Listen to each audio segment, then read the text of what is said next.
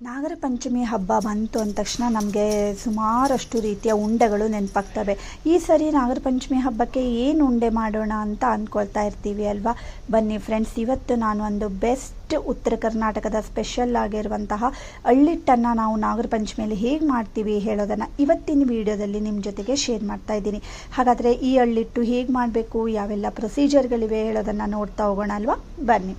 First ನೋಡಿ, ಒಂದು ಪಾತ್ರೆನ ತೊಗೊಂಡಿದ್ದೀನಿ ನಾನು. ಸ್ಟವ್ ಆನ್ ಮಾಡಿಬಿಟ್ಟು ಪಾತ್ರೆನ ಇಟ್ಕೊಂಡು ಅದಕ್ಕೆ ದೊಡ್ಡ ಚಮಚದಲ್ಲಿ 1 ಚಮಚ ಆಗುವಷ್ಟು ತುಪ್ಪನ ಹಾಕ್ಕೊಳ್ತಾ ಇದ್ದೀನಿ. ಈ ಉಂಡೆ ಮಾಡೋದಕ್ಕೆ ಜಾಸ್ತಿ ತುಪ್ಪ ಏನೂ ಬೇಕಾಗಲ್ಲ ಫ್ರೆಂಡ್ಸ್. ಹಾಗೆ ನೋಡಿ, 3/4 ಕಪ್ ಆಗುವಷ್ಟು ಗೋಧಿ ಹಿಟ್ಟನ್ನು ಹಾಕ್ಕೊಳ್ತಾ ಇದ್ದೀನಿ. ಗೋಧಿ ಹಿಟ್ಟು ನಾರ್ಮಲಾಗಿ ನಾವು ಮನೆಯಲ್ಲಿ ಚಪಾತಿ ರೋಟಿ ಎಲ್ಲ ಮಾಡ್ತೀವಿ ಅಲ್ವಾ, ಅದೇ ಗೋಧಿ ಹಿಟ್ಟನ್ನು ಹಾಕ್ಕೊಂಡಿದ್ದೀನಿ. ಇದನ್ನು ಲೋ ಫ್ಲೇಮ್ನಲ್ಲಿ ಹುರ್ಕೊಳ್ಬೇಕು.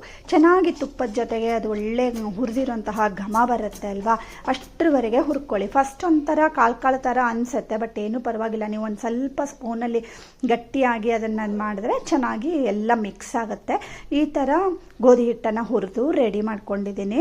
ಹಾಗೆ ಈ ಕಡೆಗೆ ನೆಕ್ಸ್ಟ್ ನೋಡಿ, ಪುನಃ ಸ್ಟವ್ ಆನ್ ಮಾಡಿಬಿಟ್ಟು ಒಂದು ಪಾತ್ರೆನ ಇಟ್ಕೊಂಡಿದ್ದೀನಿ. ಅದಕ್ಕೆ 1/4 ಕಪ್ ಆಗುವಷ್ಟು ನೀರನ್ನು ಹಾಕ್ಕೊಂಡಿದ್ದೀನಿ. ಅದಕ್ಕೆ 3/4 ಕಪ್ ಆಗುವಷ್ಟು ಬೆಲ್ಲನ ಹಾಕ್ಕೊಳ್ತಾ ಇದ್ದೀನಿ. ಈಗ ಈ ಬೆಲ್ಲನ ಚೆನ್ನಾಗಿ ಕರಗಿಸ್ಕೊಳ್ಬೇಕು. ನೀವು ಜೋನಿ ಬೆಲ್ಲ ಇದ್ದರೆ ಅದನ್ನು ಕೂಡ ಯೂಸ್ ಮಾಡ್ಬೋದು. ಇವತ್ತು ನಾನು ಈ ರೀತಿ ಅಚ್ಚು ಬೆಲ್ಲನ ತೊಗೊಂಡಿದ್ದೀನಿ. ಚೆನ್ನಾಗಿ ಇದನ್ನೆಲ್ಲ ಒಂದು ಬಾಯ್ಲ್ ಬರಲಿ, ಪಾಕ ಏನು ಬರಬೇಕಂತ ಇಲ್ಲ. ಚೆನ್ನಾಗಿ ಬಾಯ್ಲ್ ಆಗಿ ಆ ಥರ ಕಾಳಿರೋದೆಲ್ಲ ಕರಗಿಬಿಟ್ಟು ಬೆಲ್ಲ ರೆಡಿ ಆದರೆ ಸಾಕು. ಆಮೇಲೆ ಇದನ್ನು ಸ್ಟ್ರೈನ್ ಮಾಡ್ಕೊಳ್ತಾ ಇದ್ದೀನಿ.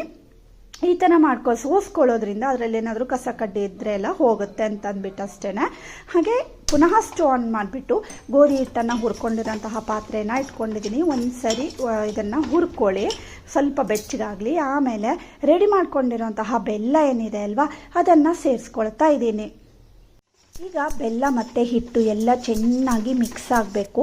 ಯಾವ ಹದ ಅಂತ ಕೂಡ ನೀವು ನೋಡ್ಕೊಳ್ಬೋದು. ಹಾಗೆ 1 ಚಮಚ ತುಪ್ಪನ ಈಗ ಕೂಡ ಸೇರಿಸ್ಕೊಳ್ತಾ ಇದ್ದೀನಿ. ಒಂದು ಸ್ವಲ್ಪ ಏಲಕ್ಕಿ ಪುಡಿನ ಹಾಕ್ಕೊಳ್ತಾ ಇದ್ದೀನಿ.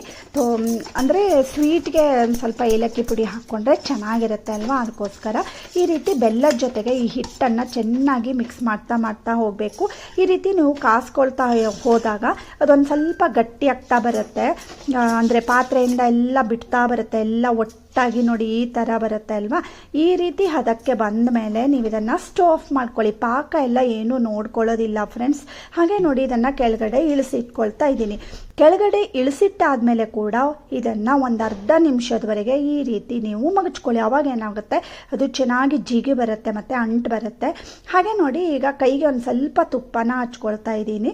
ರೆಡಿ ಮಾಡ್ಕೊಂಡಿರೋಂತಹ ಹಿಟ್ಟನ್ನು ಇದು ಒಂದು ಸ್ವಲ್ಪ ಬಿಸಿ ಇರುವಾಗಲೇ ನೀವು ಉಂಡೆನ ಮಾಡ್ಕೊಳ್ಬೇಕಾಗತ್ತೆ. ಫುಲ್ ತಣ್ಣಗಾದ್ಮೇಲೆ ಚೆನ್ನಾಗಾಗಲ್ಲ ಕಟ್ಟೋದಕ್ಕೆ.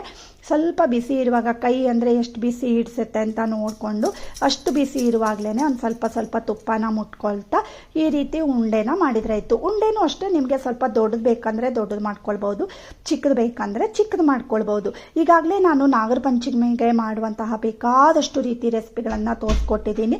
ಡಿಸ್ಕ್ರಿಪ್ಷನ್ನಲ್ಲಿ ಲಿಂಕನ್ನು ಹಾಕಿರ್ತೀನಿ. ಹಾಗೆ ಇವತ್ತಿನ ಈ ಅಳ್ಳಿಟ್ಟಿನ ಉಂಡೆ ನಿಮಗೆ ಇಷ್ಟ ಆದರೆ ಗೊತ್ತೇ ಇದೆ ಅಲ್ವಾ, ಲೈಕ್ ಮಾಡಿ, ಶೇರ್ ಮಾಡಿ ಮತ್ತು ಸಬ್ಸ್ಕ್ರೈಬ್ ಮಾಡಿ. Thank you for watching.